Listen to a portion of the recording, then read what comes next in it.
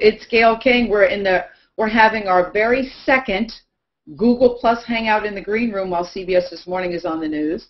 And Peter Greenberg is joining us. Hi, Peter Greenberg. Good morning, Gayle. He's our travel guru. I don't like the word guru. Do you like the word guru, Peter? I don't like that. I'll take travel editor. Yes, travel editor, travel expert. I like that better. It's very early on Tuesday because, Peter, you're in California. Right. I'm at the Ritz-Carlton in Marina Del Rey. We got up very early for you today. What are you doing at the Ritz-Carlton in Marina Del Rey, if you don't mind sharing? I will tell you. Well, my boat, I live on my boat in the marina, and wireless there is a little spotty. So the closest place that's got great wireless is the Marina Del Rey Ritz-Carlton. They were nice enough to let me borrow one of their conference rooms, and we're coming to you from there live. All right. The closest place is the Ritz. I love the Ritz. I know. What a coincidence. I know. I love that. The closest place I could go was the Ritz Hotel. I love the Ritz all over the world, so I ain't mad at you. We also have a very special guest. Hello, Lena West. And Lena, your audio, it sounds like you're talking in a tin can. Can you either speak up a little louder?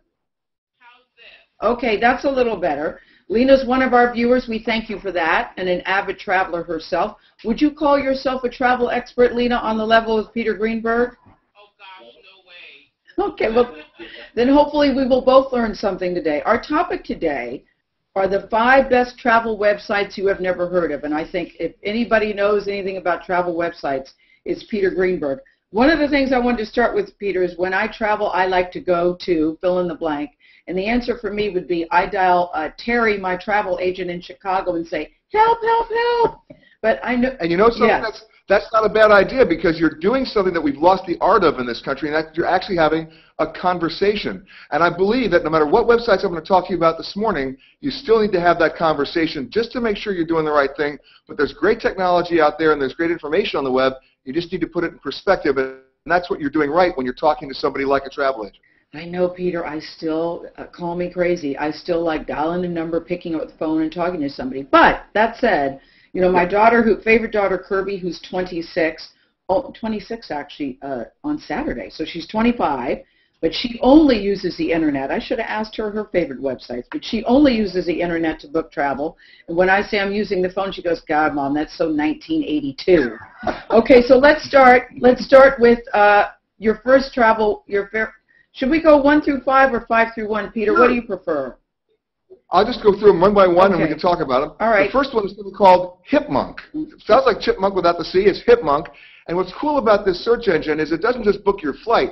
It lets you know the duration of the flight, the number of stops, basically the agony level about what you're about to go through. And it's allowing you to really book your flight based on the duration of the flight, how many stops. It's just an extra added piece of information that a lot of other websites don't give you. Gosh, I like that. Duration of the flight. I like that. Lena, have you heard of Hipmunk?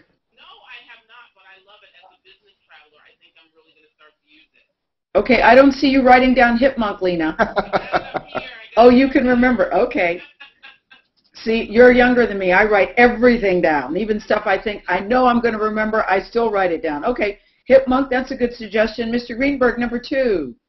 Number 2, Tingo, T-I-N-G-O. This is a very interesting hotel booking site because what it does is whatever booking deal that you have anywhere else on that hotel, meaning you've already made your reservation, you have your room rate, you've already confirmed it, it actually monitors the room rate at that hotel, and it does it up to 24 hours in advance. And if that room rate goes down, guess what? You get a refund on your credit card. It actually monitors it. You don't have to do anything about it. It alerts you, of course, but it's a great way to save money. It doesn't cost you anything. Tingo. Tingo. And I noticed, Peter, it was interesting when you said Tingo, you did T-I-N-G-O, like bingo. Do you think that they deliberately did that? Because when I heard you say it, I instantly go T-I-N-G-O, T-I-N-G-O. Sure, it's no different. It's no different than any other kind of branding. They want you to remember the place or remember the location based on something you might remember, like Hipmunk, Chipmunk, Tingo. That's right. I will remember Tingo. Lena, had you heard of Tingo? No, these are all new. This is awesome. Okay, you're welcome. So that's 2 suggestions for you, Lena. Lena, do you have a favorite travel website? I love TripAdvisor. Oh my gosh, it's like my favorite in the entire world because you get to see candid photos and reviews from other guests, and they keep it real. TripAdvisor, that's not on Peter's list. You've heard of it, though, Peter, I'll bet. Oh, I've not only heard of it, I use it. TripAdvisor is the largest travel website in the world in terms of community. Great advice because you're getting advice from word of mouth from other people. They had some problems because a lot of people were putting in phony reviews at one point. And guess where those phony reviews are coming from? Hotels themselves. But the TripAdvisor people actually put together a couple of guys like from Caltech in some kind of boiler room to work out basically the algorithms of what might be considered trick words. Things like pamper and paradise and luxury, the things that would indicate to them it was a phony review, and they've been able to really weed them out now. So it's a much better site. I like them a lot if you're looking just for advice as to where you want to go. I like getting reviews from other people who have actually done that. Do you rely on that, Lena? I do, and you know what I do? Because I'm a native New Yorker, I go through all the reviews, and I pick out all the ones from the people from New York. Okay, good girl. Okay, so we've got Hipmunk, Tingo, and you're number 3 on the list, Peter. Another name you might remember called TripIt, T-R-I-P-I-T. It may not be for Lena, but it's definitely for me. It's for the road warriors out there because it allows you to it's a phone app that allows you to put all your itineraries in one location in your system, and it remembers everything. So if you're doing more than one trip, you got a business trip on a Tuesday, you're going to go somewhere on the weekend, you got train connections, you got rental car reservations, it's all in one location, very easy to access, and it organizes your life. Lena's shaking her head. So, Lena, you've heard of that one. TripIt is awesome for business travel. If you're on the road personally a lot, my assistant and I use it, and this is how she keeps up with me. Okay, all right. I know. Isn't it great to have an assistant that's good, that knows what you're doing at all times? I know. I have that, too. I will sometimes say to Dana or Ariana, where am I going? What time does it start? I know. So it's good that your assistant keeps up with you because I have no idea where I am half the time. Although I know this morning, I'm at CBS this morning. We're live and in color on the air. Okay, number 4, Peter, is, I love the title of this. I know, Room 77. I love this. What Room 77 does is it gives you a true tour of hotel rooms in 32 different cities. Not just the rooms themselves, but the view from the room.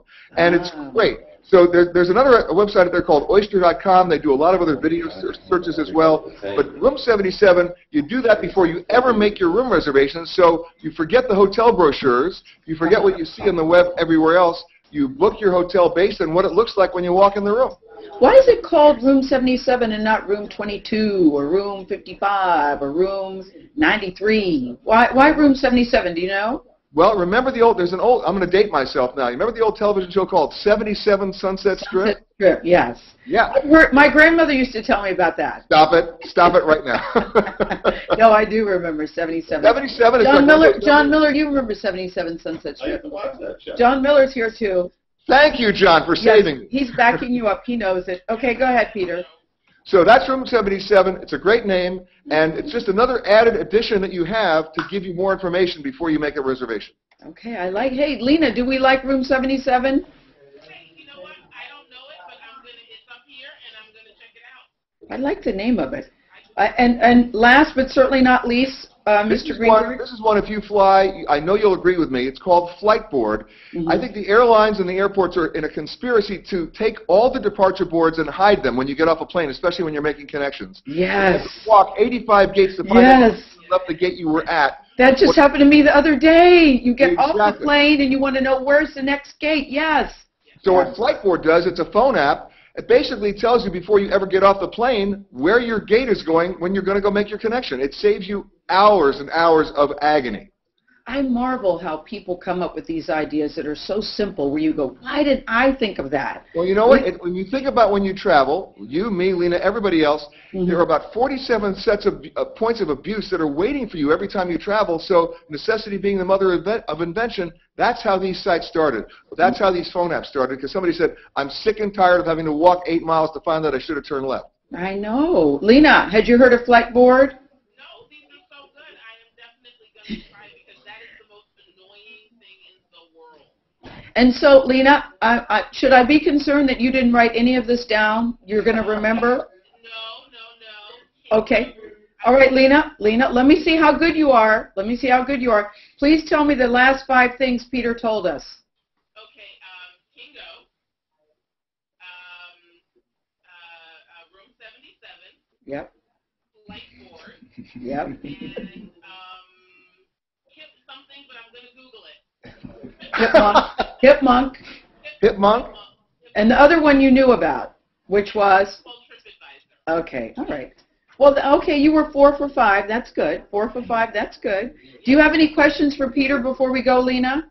Well, I guess the question that I would have for Peter would be, what role do travel agents play now that you've got Hipmunk and all these other different kinds of sites? Like, why would I call my travel agent? That's a great question, and the answer is really quite simple. We live in a world of specialization. You don't go see a podiatrist if your arm hurts you, so the days of the general interest travel agent are gone. You remember those days where they'd send your kid to college, or you on a cruise, or someone else on a business trip? Now we have travel agents who specialize in different affinities, different areas of travel. So you have somebody who specializes in cruise travel, adventure travel, bicycle travel. I'm sure there's a travel agent somewhere out there that's specializing in one-armed fugitive travel. Bottom line is, I don't use just one travel agent. I use 5 or 6 based on their area of expertise, and that's where they can be very helpful. And when all else fails, I'll say call Terry at Grace Travels. She's amazing. She can get you anywhere. A really nice shout out to her. So, Peter, what are you doing the rest of the day, if I may be a nosy Rosie? What are you doing after? You going back to your boat? No, well, I'm going back to the boat long enough just to change clothes and go to the airport. What a surprise, me traveling. And I'm actually going down to Mexico today to do my radio show. And I'll be back on Thursday and then back seeing you on Monday in New York, right where you are right now. Peter, always good to see you. Lena, what are you doing for the rest of the day? I, too, am traveling to Boston for a speaking engagement. All right. Well, I'm getting ready to go on the set. Dr. John LaPook has just walked in the green room. I guess you're on the show today, John. I am LaPook. on the show today. So he's come. John, come say hi to Peter and Lena. John LaPook, what are you talking about on the show today?